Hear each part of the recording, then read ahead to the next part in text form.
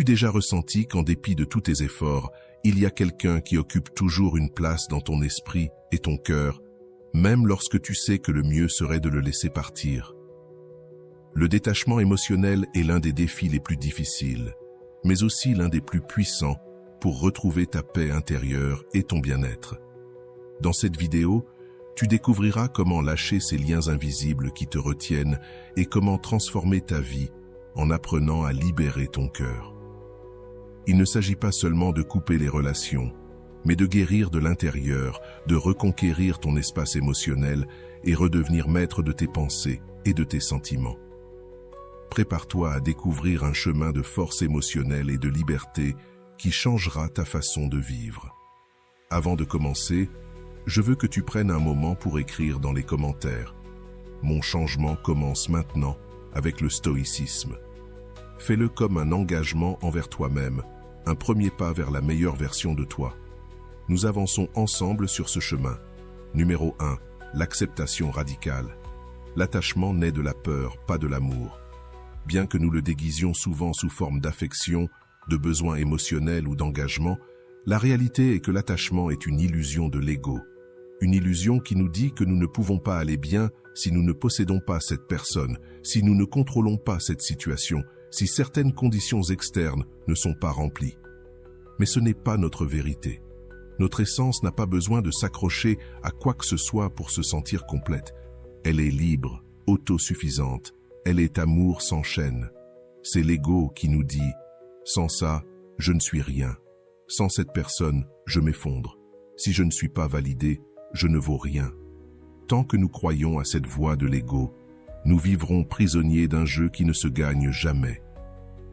L'attachement nous fait croire que plus nous nous accrochons, plus nous sommes en sécurité, mais c'est exactement l'inverse.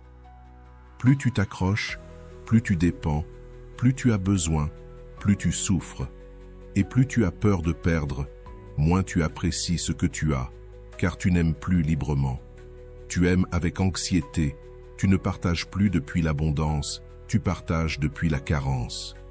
Et là commence la souffrance, quand tu confonds l'amour avec la possession, quand tu attends que l'autre te donne ce que tu ne t'es pas donné à toi-même.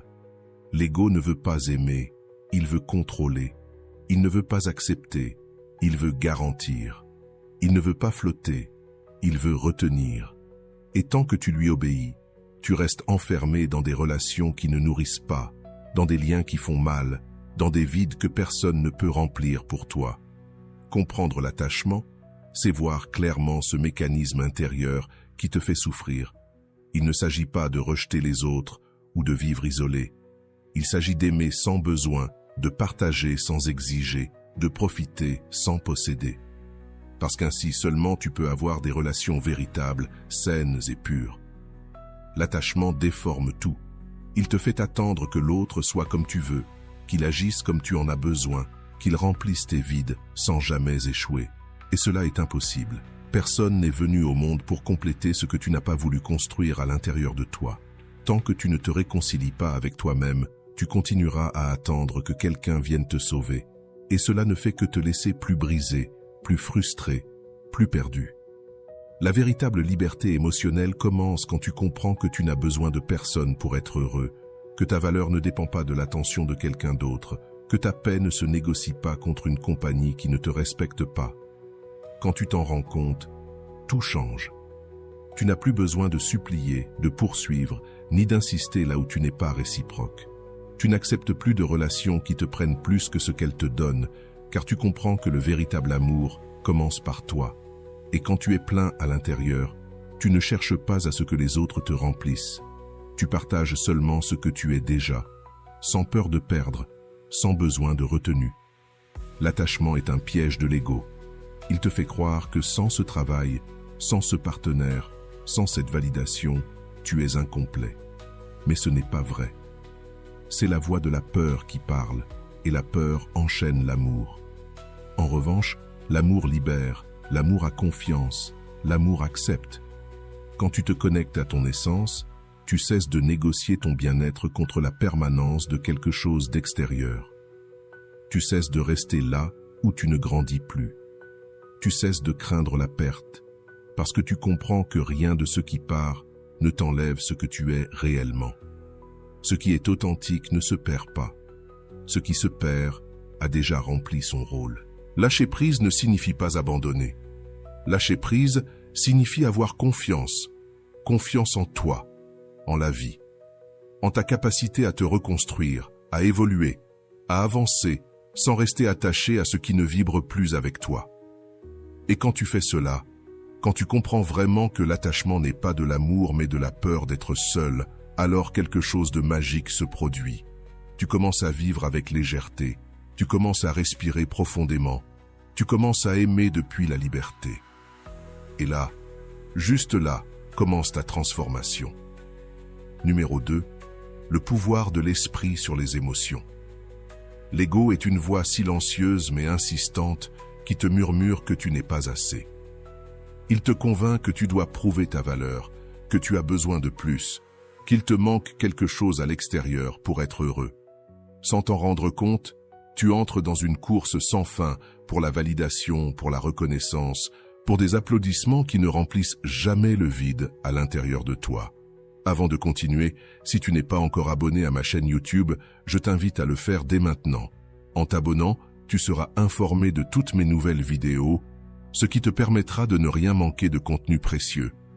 L'ego compare, juge, te fait regarder les autres comme s'ils étaient toujours un pas en avant, comme s'ils possédaient une formule secrète qu'il te manque.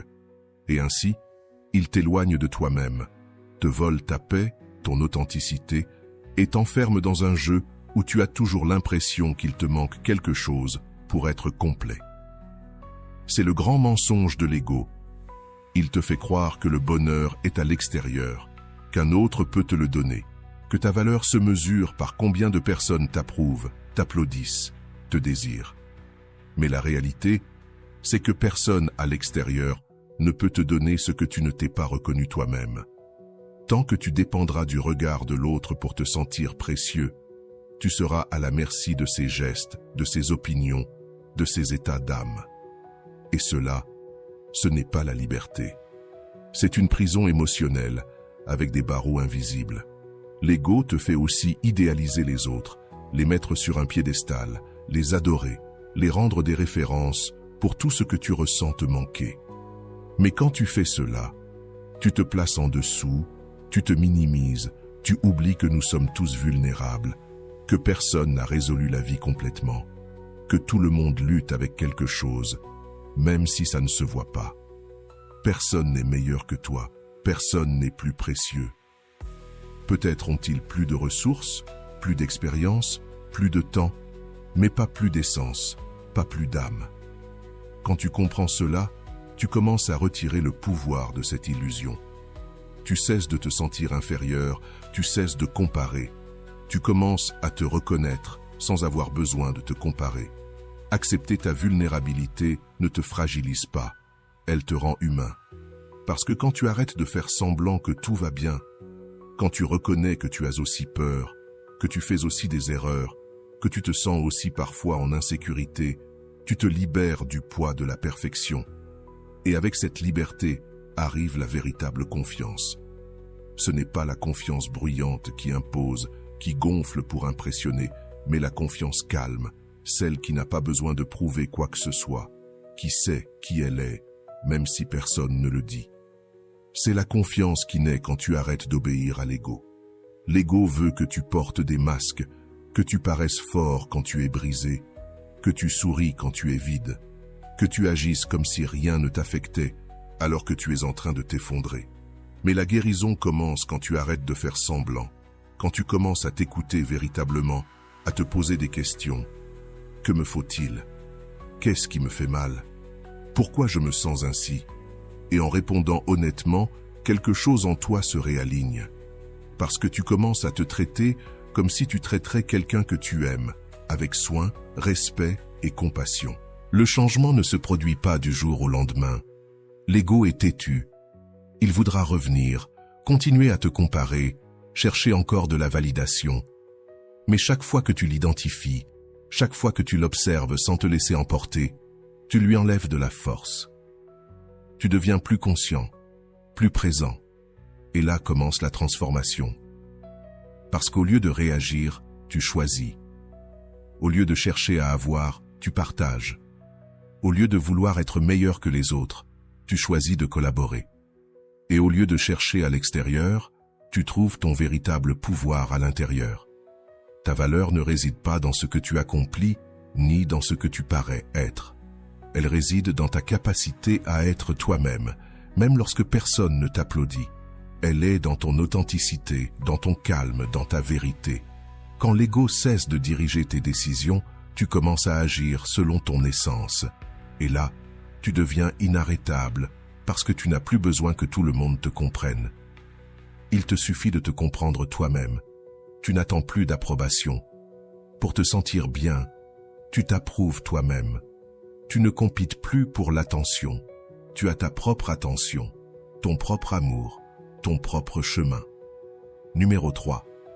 L'importance du pardon. Garder rancune, c'est comme prendre du poison en espérant que ça fasse du mal à l'autre personne. Mais en réalité, c'est toi qui te consumes. Le pardon, bien que beaucoup le confondent avec un acte de soumission, est en fait l'un des gestes les plus courageux et puissants que tu puisses faire pour toi-même. Tu ne pardonnes pas pour que l'autre se sente mieux, ni pour justifier ce qui t'a été fait. Tu pardonnes pour lâcher le poids que tu portes depuis trop longtemps, celui qui t'épuise émotionnellement, qui te prive de clarté mentale et t'empêche d'avancer avec légèreté vers ce que tu mérites.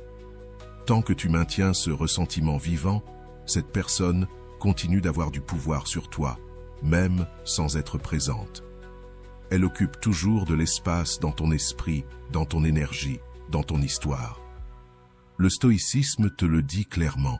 Tu ne peux pas contrôler ce que les autres font, mais tu peux contrôler ce que tu fais de ce qui t'a été fait. Pardonner n'est pas oublier, ce n'est pas faire comme si rien ne s'était passé. Pardonner, c'est regarder de face le mal, le comprendre, en tirer des leçons, puis le laisser partir. C'est abandonner ce besoin de revanche, cette colère silencieuse qui se transforme en insomnie, en anxiété, en amertume. C'est comprendre que ta paix a plus de valeur que d'avoir raison, que ta tranquillité vaut plus qu'un règlement de compte. Et ce n'est pas facile. Pardonner demande un travail intérieur profond. Il faut du courage pour affronter ce que tu as ressenti, accepter la blessure sans la nier et choisir malgré tout de ne pas continuer à saigner, pas pour l'autre, mais pour toi. Parce que tu es toujours là, parce que tu veux guérir, parce que tu ne veux pas que ton histoire s'arrête au chapitre où tu as été blessé. Beaucoup croient que le pardon est pour les faibles, que pardonner c'est se rendre. Mais cela, c'est ce que disent ceux qui n'ont pas eu le courage de faire face à leur douleur avec humilité. Pardonner ne signifie pas permettre qu'on te fasse du mal à nouveau. Cela signifie que tu t'es élevé au-dessus du mal que tu as subi, que tu n'as plus besoin de justice extérieure pour te sentir entier, parce que tu comprends que le véritable pouvoir réside dans le fait de lâcher prise sans crainte. C'est avancer léger, sans traîner les ruines du passé dans ton présent. Le stoïcien ne reste pas bloqué dans ce qui a été. Il utilise ce qu'il a vécu pour se renforcer, pour devenir plus sage, plus centré, plus libre. Le ressentiment est une encre déguisée en courage. Il semble te protéger, mais en réalité, il te paralyse. Il te fait revivre sans cesse ce qui aurait dû être clos. Chaque fois que tu retournes mentalement à cette scène, à cette erreur, à cette trahison, tu perds un peu plus de toi. Le pardon est l'outil qui coupe cette répétition infinie, qui te redonne le contrôle, qui te rappelle que c'est toi qui choisis jusqu'à quand quelque chose qui appartient au passé va encore t'affecter. C'est une limite que tu ne poses pas à l'autre, mais à toi-même. Tu choisis de ne plus porter cela, de ne plus te le raconter, de ne plus lui donner de place dans ta tête. Oui, cela peut faire mal, car le pardon est aussi un deuil. Lâcher prise fait mal, surtout quand une partie de toi veut encore que l'autre paye. Mais tu n'es pas venu dans cette vie pour être le geôlier de tes émotions. Tu es venu pour grandir, pour t'épanouir, pour être si fort que même la pire erreur de quelqu'un d'autre ne pourra pas stopper ta transformation. Pardonner, c'est dire à l'univers « J'ai compris la leçon, je suis prêt pour ce qui vient ». Et quand tu lâches prise depuis le pardon, depuis la conscience, avec la décision ferme de ne plus porter ce qui ne te construit pas, quelque chose s'aligne à l'intérieur de toi. Tu commences à respirer différemment, à penser différemment, à regarder vers l'avenir sans que ton passé ne te tire en arrière comme un poids mort. Numéro 4. L'importance du pardon. Garder rancune, c'est vivre attaché à une histoire que tu ne peux plus changer. C'est permettre au passé de continuer à contrôler ton présent. Mais cela, ce n'est pas de la justice, c'est du châtiment. Et ce n'est pas la personne qui t'a blessé qui en souffre, c'est toi. Le ressentiment ne répare pas le mal, il le prolonge. Chaque fois que tu revis cette trahison, cette humiliation, ce mot qui t'a brisé de l'intérieur, tu permets à cette blessure de continuer à saigner. Le stoïcisme te le rappelle. Tu ne peux pas contrôler ce que les autres te font, mais tu peux contrôler ce que tu fais de cela. Pardonner n'est pas se rendre, c'est arrêter de souffrir pour quelque chose qui n'a plus de solution. Souvent, on croit que pardonner, c'est dire « ce n'était rien », mais c'est faux. Pardonner, ce n'est ni oublier, ni minimiser, ni justifier. Pardonner, c'est dire « oui, ça s'est passé, ça m'a fait mal, mais je ne veux plus le porter ». C'est choisir ta paix au-dessus de ton orgueil. C'est décider que ton futur ne sera pas gouverné par ce que quelqu'un d'autre a fait. C'est regarder cette personne, se souvenir, sans colère, sans nœud dans la poitrine, sans envie de rendre le coup, parce que tu as compris que personne ne mérite d'avoir le pouvoir de ruiner ta tranquillité tous les jours. Pardonner, c'est un acte profondément égoïste, mais dans le meilleur sens du terme. C'est penser à toi, à ta santé mentale, à ton repos émotionnel, à ton bien-être. C'est lâcher cette pensée répétitive qui te vide d'énergie, ce dialogue intérieur qui te culpabilise ou qui rejette la faute sur l'autre, et encore une fois, parce que ça épuise. Vivre avec du ressentiment, c'est comme marcher avec un caillou dans la chaussure. Tu peux avancer, mais dans une douleur constante. Et il arrive un moment où il ne s'agit plus de savoir qui a tort ou raison. Il s'agit de savoir si tu vas continuer à marcher avec ce poids inutile. Le pardon est aussi une déclaration de pouvoir. Tu n'as pas besoin que l'autre s'excuse. Tu n'as pas besoin qu'il reconnaisse son erreur. Tu n'as pas besoin qu'il vienne réparer ce qu'il a brisé. Tu le fais pour toi, parce que ta paix n'est pas entre les mains de quelqu'un d'autre. Parce que tu ne veux plus dépendre d'une excuse pour fermer un cycle. Parce que tu as compris que le véritable contrôle émotionnel, c'est ne rien attendre de ceux qui ne t'ont pas donné ce que tu méritais. Et c'est là la plus grande liberté, pouvoir fermer la plaie sans attendre de justice extérieure. Bien sûr, cela coûte, parce que l'ego veut punir, veut de la vengeance, veut que l'autre souffre comme toi. Mais c'est un piège, parce que plus tu te concentres sur ce que l'autre doit recevoir, plus tu t'éloignes de ta propre guérison. Pardonner, c'est renoncer à cette illusion de justice émotionnelle. C'est comprendre que le mal est déjà fait et que tu choisis si tu en fais une prison ou un tremplin pour grandir. Pardonner n'efface pas la plaie, mais empêche qu'elle ne s'infecte. Le stoïcisme ne te demande pas d'être insensible. Au contraire, il t'invite à ressentir profondément, mais sans esclavage, à vivre les émotions, mais sans être dominé par elles. Et le pardon, dans ce contexte, est un outil de sagesse. Car seule une personne véritablement forte est capable de regarder le passé avec compassion, non avec haine.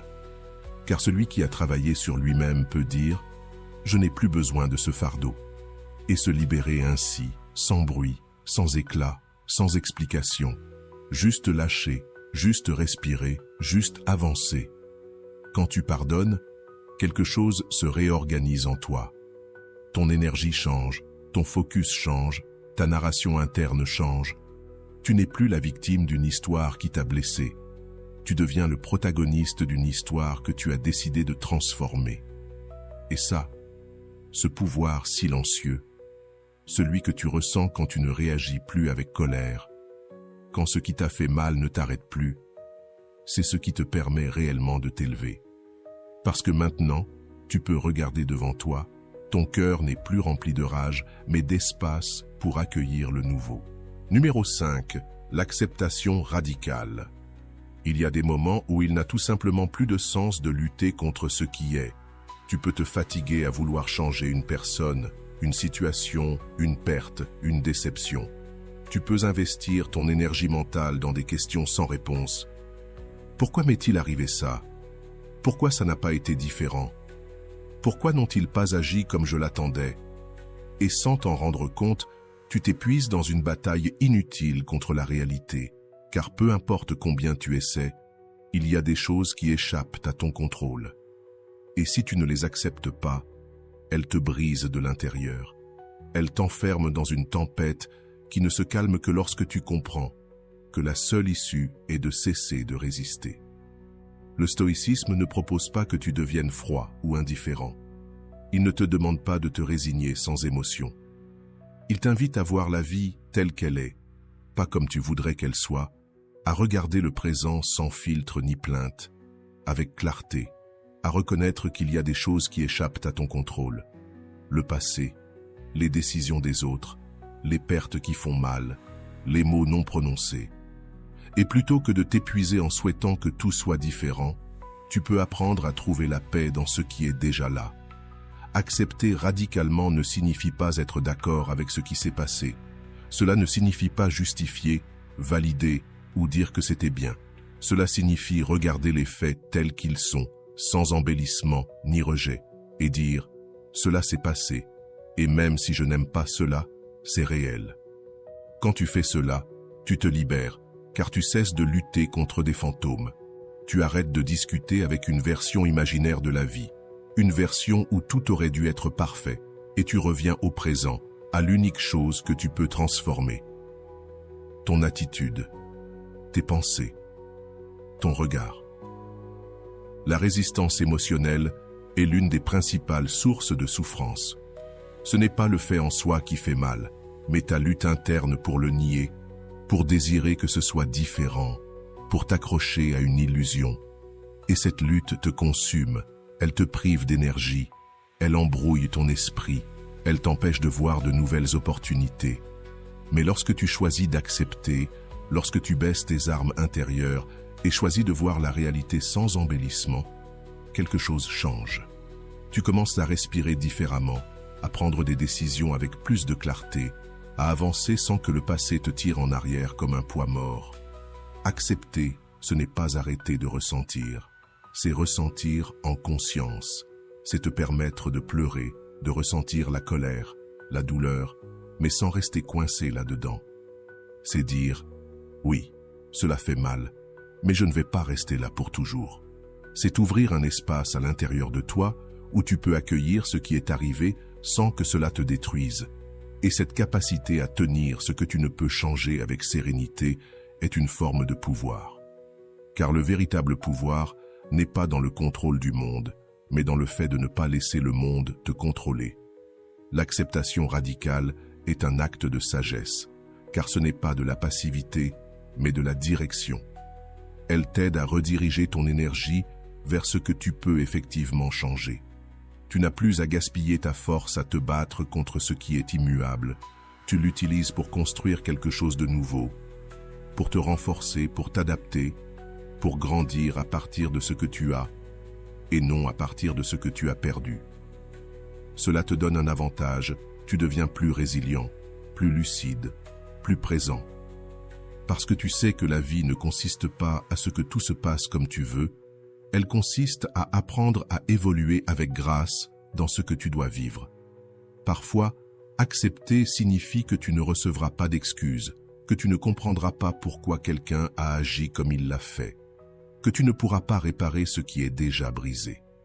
Et c'est bien ainsi, car tu n'as pas besoin de tout comprendre pour guérir, tu as seulement besoin de cesser de lutter contre ce qui ne change pas. Et quand tu fais cela, quand tu cesses de demander à l'univers qu'il soit différent, l'univers cesse d'être ton ennemi. Il t'accompagne, te soutient, te montre des chemins que tu ne voyais pas lorsque tu étais pris dans la résistance. Si vous êtes arrivé jusque-là, écrivez en commentaire « Je suis prêt à me sentir libre ». L'attachement au passé est une des formes les plus silencieuses d'auto-sabotage. Nous le faisons sans nous en rendre compte, avec les meilleures intentions du monde. Nous voulons préserver ce qui nous a fait du bien, nous protéger de la douleur, éviter l'incertitude. Mais ce que nous ne voyons pas, c'est que cet attachement, cette nécessité de retenir ce que nous connaissons, nous empêche également de grandir. Le détachement n'est ni froideur ni indifférence. C'est la capacité de regarder quelque chose ou quelqu'un avec amour, de remercier pour ce qui a été, et pourtant d'avoir le courage de lâcher prise quand cela ne t'apporte plus, quand cela ne nourrit plus, quand cela ne s'intègre plus dans la vie que tu construis. La pratique du détachement commence dès que tu oses regarder en avant sans t'accrocher à ce qui reste derrière. Cela exige du courage, car lâcher prise implique de se confronter au vide, au silence, à l'inconnu. Mais cet espace qui reste après avoir lâché prise n'est pas un vide de perte. C'est un terrain fertile pour ce qui est aligné avec toi aujourd'hui. Le FOMO, peur de manquer quelque chose, qui te dit « Et si ça ne revient jamais ? Et si c'était le meilleur que j'aurais ?» C'est juste une illusion créée par un esprit qui ne tolère pas la fin. Mais il y a des fins qui sont des bénédictions déguisées. Il y a des choses qui partent non pas pour te punir, mais pour te libérer. Nous nous accrochons à des relations qui sont déjà brisées, à des versions de nous-mêmes qui n'existent plus, à des buts qui ne nous motivent plus, juste parce que nous avons peur que si nous lâchons tout, il ne nous restera plus rien. Mais le véritable vide n'est pas dans le fait de lâcher prise. Il est dans le fait de rester là où l'on ne peut pas grandir, de répéter des cycles par peur du changement, de prétendre qu'il y a de la stabilité là où il n'y a que de l'immobilité. Le détachement n'est pas une renonciation, c'est une évolution. C'est savoir quand tu as donné tout ce que tu pouvais donner et quand il est temps de retourner cette énergie vers toi. Quand tu pratiques le détachement, tu apprends à vivre plus léger. Tu n'as plus besoin de tout contrôler, tu ne te précipites plus pour retenir, tu ne poursuis plus ce qui s'éloigne. Tu laisses simplement couler, tu observes, tu acceptes. Et à partir de ce moment, une paix que tu n'avais jamais ressentie auparavant se manifeste. Le détachement te donne le pouvoir de choisir avec conscience et non par besoin. Le pouvoir de recevoir sans anxiété et de lâcher sans drame. Le pouvoir d'être avec toi-même sans sentir que quelque chose te manque.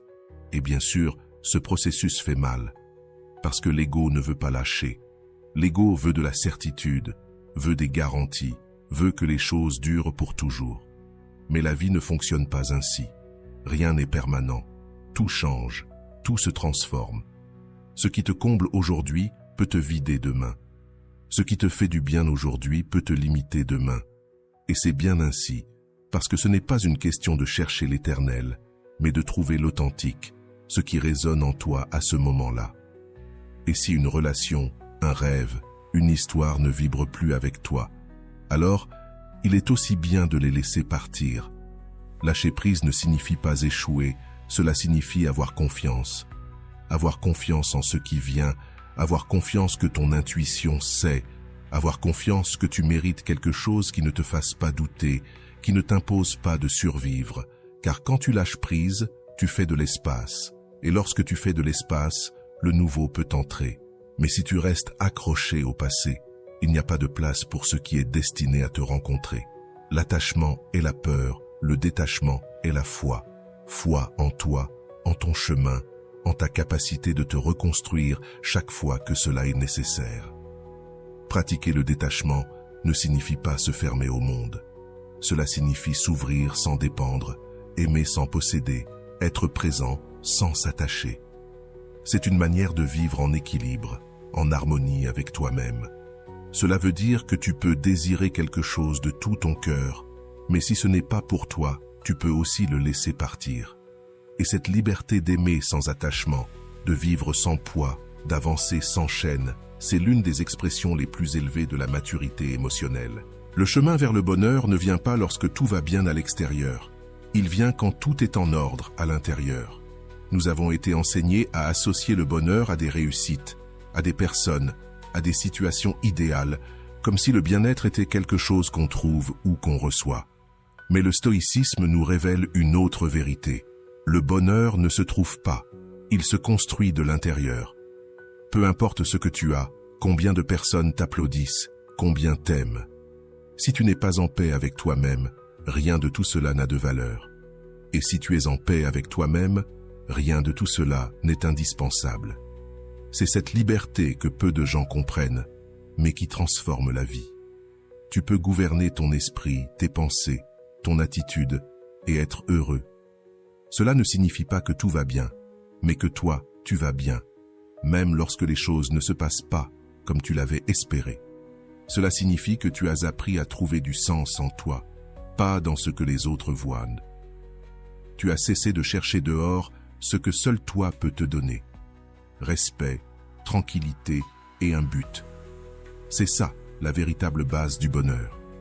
Ce n'est pas une question de sourire tout le temps, ni de prétendre que rien ne fait mal. C'est une question de cultiver une force intérieure qui te permet de traverser les tempêtes sans te perdre en elles.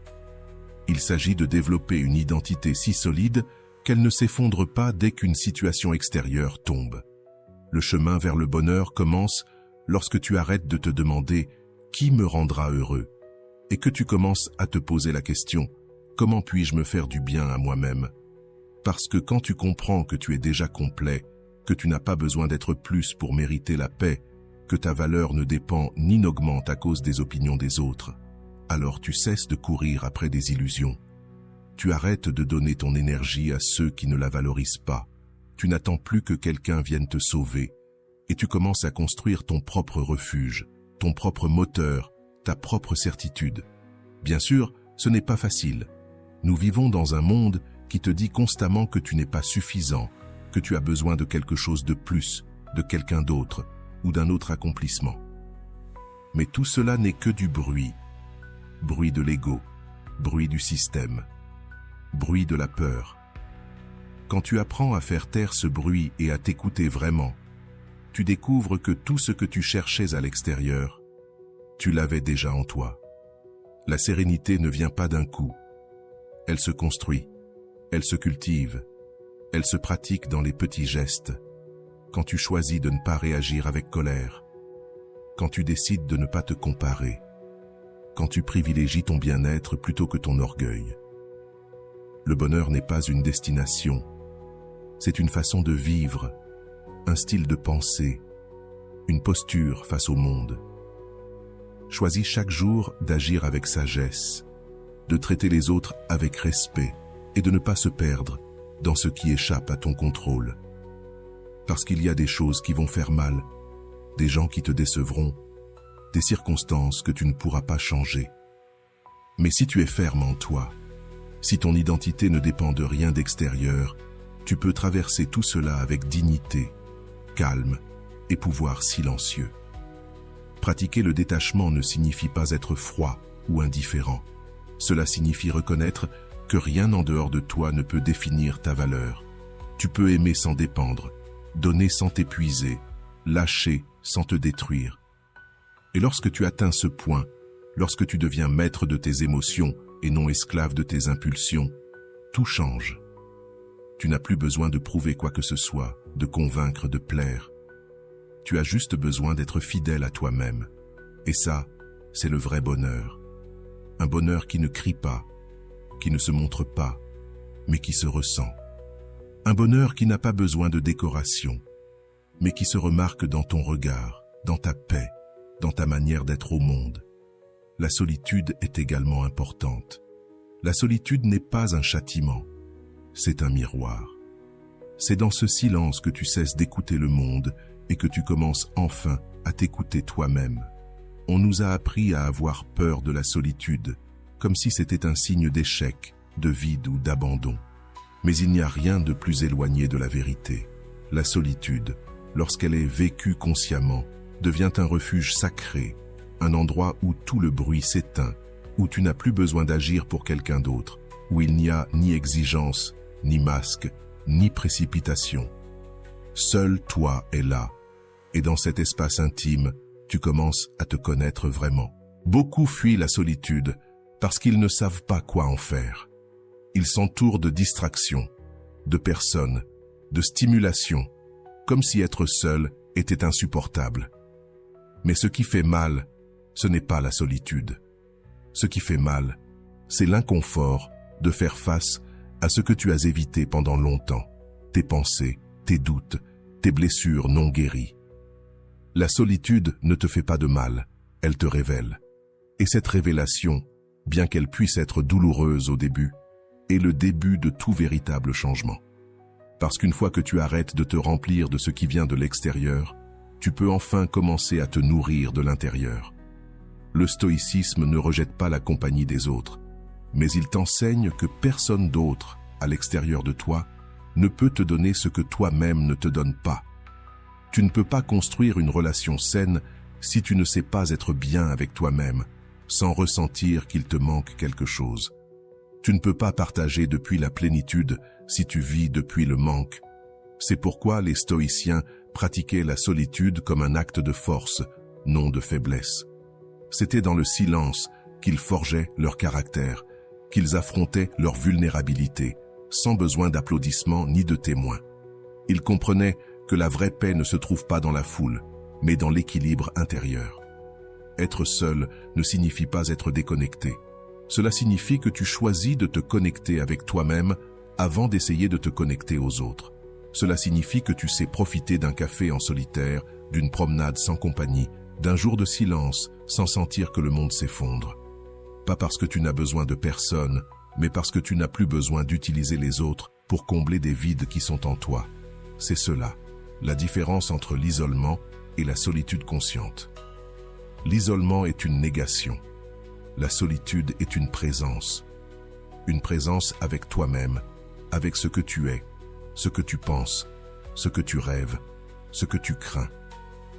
Il y a un moment où tu découvres que la solitude n'est pas seulement utile, mais nécessaire. Parce que le bruit du monde peut te confondre, t'éloigner de tes chemins, te faire croire que tu as besoin de choses que tu ne désires en réalité pas. Mais lorsque tu es seul, tu peux t'arrêter, poser des questions sans pression. Qu'est-ce que je veux? Qu'est-ce qui me fait du bien? Qu'est-ce que je tolère qui n'a plus de sens?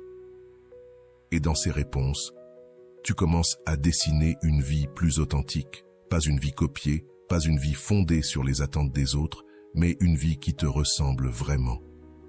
La solitude te force à être honnête.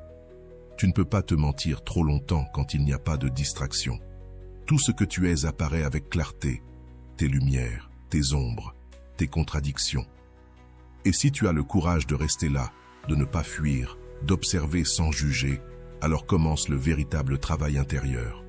Un travail qui ne se voit pas de l'extérieur, mais qui transforme tout de l'intérieur. Parce que c'est là que tu commences à guérir, à lâcher prise, à te comprendre. Et depuis cette compréhension, tout change. La façon dont tu choisis, dont tu te relâches, dont tu réponds au monde.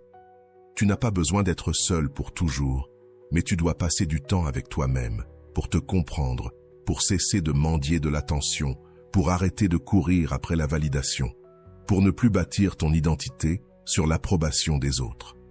Et une fois que tu l'as fait, une fois que tu as appris à être bien avec toi, sans ressentir qu'il te manque quelque chose, tu deviens libre. Parce que tu n'agis plus par peur, mais avec clarté. Tu ne te lis plus par besoin, mais par désir. Tu ne cherches plus chez les autres ce qui se trouve seulement dans le silence. La vie n'est pas juste, mais elle est toujours juste pour nous. La vie n'est pas juste, et plus tôt tu l'acceptes, plus tôt tu cesseras de souffrir à cause de cela. Parce que tant que tu attends que tout ait du sens, que le bien soit toujours récompensé et que le mal soit toujours puni, tu vivras frustré. Ce n'est pas ainsi que la vie fonctionne. La vie ne suit pas les règles de ce que nous croyons qu'elle devrait être. Elle fonctionne selon ses propres lois, des lois que nous ne comprenons souvent pas. Mais cela ne signifie pas que la vie est contre toi. Cela signifie que sa justice n'est pas celle que ton ego attend, mais celle dont ton âme a besoin. Et c'est ce que le stoïcisme nous enseigne avec une lucidité brutale. Tu ne peux pas contrôler ce qui se passe, mais tu peux contrôler ce que tu fais de ce qui se passe. Lorsque quelque chose d'injuste te survient, tu as deux chemins.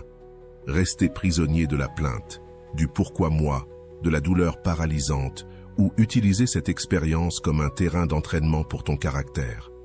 Parce que c'est là, en plein cœur de l'injustice, que l'on voit qui tu es. Pas dans les moments de confort, pas quand tout va bien. Ton vrai toi apparaît quand quelque chose brise tes plans, quand quelqu'un ne te traite pas comme tu le mérites, quand la vie t'offre quelque chose que tu n'avais pas demandé. C'est à ce moment-là que tu décides si tu réagis comme une victime ou comme un guerrier silencieux. Et c'est ce choix qui définit ta liberté. Ce n'est pas de nier que ça fait mal. Bien sûr, ça fait mal. Il y a des choses qui ne devraient pas arriver, des gens qui ne devraient pas nous faire mal. Les choses peuvent être cruelles, mais si tu restes là à attendre que le monde s'excuse, tu vas attendre toute ta vie. Le monde ne vient pas te demander pardon, il continue d'avancer. C'est à toi de décider si tu veux avancer avec lui ou rester coincé dans ce qui t'a été fait. Le stoïcisme t'enseigne à ne pas laisser les événements déterminer ton état intérieur. Tu ne choisis pas ce qui arrive, mais tu choisis ce que tu en fais, le sens que tu lui donnes, quelle vertu tu développes et quel apprentissage tu en retires. La vie te brise pour t'enseigner à te reconstruire. Et ce n'est pas juste une phrase motivante, c'est une réalité. Chaque fois que tu as traversé une épreuve que tu pensais ne jamais pouvoir supporter, tu t'es retrouvé là, plus fort, plus lucide, plus ferme. Pas parce que la douleur est magique, mais parce que tu as décidé de ne pas laisser cette douleur te détruire. Tu l'as transformée, tu l'as convertie en force intérieure. Et ça, c'est la véritable justice. Pas celle que le monde te donne, mais celle que tu crées avec ton attitude. Celle qui dit « Même si je ne le méritais pas, je l'ai vécu, et même si ça m'a fait mal, ça ne m'a pas brisé. Même si c'était injuste, j'en ai fait ma force. » Il y en a qui attendent que la vie soit juste pour bien agir. Si on me respecte, je respecte. Si on m'aime, j'aime. Si on me reconnaît, je donne le meilleur de moi-même. Mais ça, ce n'est pas de la vertu, c'est un échange. Le véritable caractère apparaît quand tu choisis la vertu, même si le monde ne te la rend pas. Quand tu choisis de garder ton calme, même quand tout autour de toi est chaos. Quand tu choisis de ne pas fermer ton cœur, même si quelqu'un t'a trahi. Quand tu choisis de ne pas perdre ton centre, même si ce qui se passe autour de toi n'a aucun sens. Accepter que la vie ne soit pas juste ne signifie pas se résigner. Cela signifie arrêter de résister à ce qui ne peut pas être changé et se concentrer sur ce qui dépend de toi, ta réponse. Parce que c'est là que se trouve ton pouvoir, dans la façon dont tu choisis de réagir, dans ce que tu choisis de construire avec ce que tu as vécu, dans la manière dont tu transformes le coup reçu en impulsion. C'est cette justice-là qui importe, celle que tu t'accordes à toi-même lorsque tu choisis de grandir au lieu de te lamenter, d'avancer au lieu de t'arrêter, de remercier au lieu de maudire. Le pouvoir de l'esprit sur les émotions. Rien ne t'affecte autant pour ce que c'est, mais pour ce que tu penses que c'est. Ce n'est pas l'événement en soi qui te déséquilibre, mais l'histoire que tu te racontes à propos de cet événement. Ce n'est pas que quelqu'un arrive en retard, c'est que tu interprètes cela comme un signe de manque de respect. Ce n'est pas que l'on te critique, c'est que tu crois que cette critique te définit. C'est là que naissent les émotions fortes, non dans la réalité, mais dans l'interprétation que tu en fais. Et c'est quelque chose que le stoïcisme savait très bien. Nos émotions ne sont pas des chaînes inévitables, ce sont des réponses malléables. Et si tu peux modeler ton esprit, tu peux aussi modeler ce que tu ressens. C'est ça, la vraie liberté. Ne pas laisser le monde décider de ton état d'âme, mais reprendre le contrôle de l'intérieur. La plupart des gens réagissent. Ils voient quelque chose, ils ressentent quelque chose et agissent sous l'impulsion de cette émotion. Mais réagir, ce n'est pas la même chose que répondre. Réagir, c'est automatique, c'est laisser l'émotion te contrôler. Répondre, c'est choisir. C'est créer un espace entre ce qui se passe et ce que tu choisis d'en faire. Et cet espace, c'est ton esprit qui le crée. C'est là que se trouve ton pouvoir. Si tu entraînes ton esprit, tu ne contrôles pas seulement ce que tu penses, mais aussi comment tu es affecté par ce qui t'arrive. Imagine que tu puisses observer tes pensées sans y croire immédiatement, que tu puisses entendre cette voix intérieure qui te dit « c'est injuste, c'est insupportable, cela ne devrait pas arriver ». Et au lieu de lui obéir, tu la remets en question, tu la reformules, tu lui dis « est-ce vraiment si grave ? Que puis-je apprendre de cela ? Est-ce que ça vaut la peine de m'énerver pour ça ?» Cet exercice de réinterprétation de ce que tu vis change complètement ta façon de le ressentir. C'est la base de la restructuration cognitive. Si tu changes la façon dont tu penses, tu changes la façon dont tu vis. Il ne s'agit pas de nier les émotions, mais de comprendre d'où elles viennent. Parce que l'émotion est un signal, mais ce n'est pas toujours une vérité. Avoir peur ne signifie pas que tu es en danger. Être en colère ne signifie pas que tu as raison. Ressentir de la tristesse ne signifie pas que tu es brisé. Ce sont des réactions naturelles, mais si tu les comprends, si tu les observes avec un esprit entraîné, elles ne te domineront pas. Tu pourras les utiliser comme information, pas comme des jugements. Et cela te rendra émotionnellement plus fort, non pas parce que tu évites de ressentir, mais parce que tu sais gérer ce que tu ressens. L'esprit a le pouvoir de transformer un obstacle en opportunité, un rejet en redirection, une perte en leçon. Mais seulement si tu apprends à le maîtriser.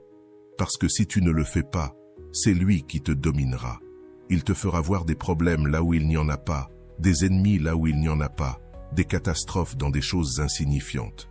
Et ainsi, tu vivras pris dans une tempête émotionnelle que tu crées toi-même avec tes pensées. C'est pourquoi le stoïque ne s'entraîne pas à rendre son corps fort, mais à rendre son esprit vraiment fort. Et entraîner l'esprit, ce n'est pas une pratique mystique, c'est une pratique concrète. C'est s'arrêter avant de réagir, se poser des questions, respirer profondément quand quelque chose t'irrite, écrire ce que tu ressens pour mieux le comprendre, te parler clairement quand ton esprit veut dramatiser. Chaque fois que tu choisis de ne pas réagir impulsivement, tu renforces ton muscle mental. Et comme pour tout muscle, plus tu l'exerces, plus il devient solide. Le monde ne va pas cesser de te défier. Il ne cessera pas de te présenter des pertes, des critiques, des obstacles. Mais si tu changes la façon dont tu les affrontes, si tu entraînes ton esprit à interpréter tout cela sous l'angle de la croissance et non du victimisme, alors tout ce qui se passera, même ce qui est le plus difficile, deviendra une occasion de montrer ton équilibre. Parce qu'il ne s'agit pas d'éviter la tempête, mais d'apprendre à naviguer dedans sans perdre ta direction. Et voilà, j'espère que vous avez trouvé beaucoup de valeur dans cette vidéo. Merci d'être resté jusqu'à la fin de cette vidéo, j'adore quand vous faites ça. Si vous voulez une autre vidéo sur ce sujet, écrivez en commentaire, j'en veux encore plus. J'espère vous revoir dans une autre vidéo. Merci pour ton temps, prends soin de toi et à bientôt.